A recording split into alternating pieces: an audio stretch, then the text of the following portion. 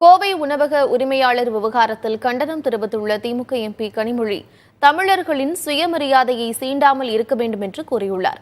உணவக உரிமையாளர் சீனிவாசனை மன்னிப்பு கேட்க வைத்தது ஆணவத்தின் உச்சம் என்று காங்கிரஸ் எம்பி ஜோதிமணியும் கண்டனம் தெரிவித்துள்ளார்.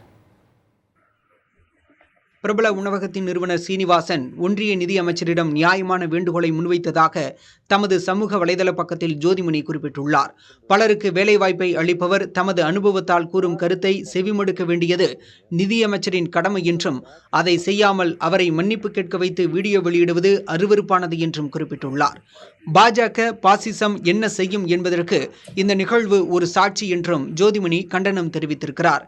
உணவக நிறுவனரை அவமதித்ததற்காக நிர்மலா சீதாராமன் மன்னிப்பு கேட்க வேண்டும் என்றும் அவர் வலியுறுத்தியுள்ளார். இதேபோல திமுக எம்பி கனிமொழியும் மத்திய அரசுக்கு கண்டனம் தெரிவித்திருக்கிறார். ஒன்றிய அரசும் ஒன்றிய அமைச்சர்களும் தமிழர்களின் சுயமரியாதையை சீண்டாமல் இருக்க வேண்டும் என அவர் குறிப்பிட்டுள்ளார். பண்புடையோர் எப்போதும் பணிந்து பழகுவர், பண்பு இல்லாத சிறியோர் தம்மை தாமே புகழ்ந்து கொள்வர் என பொருள்படும்.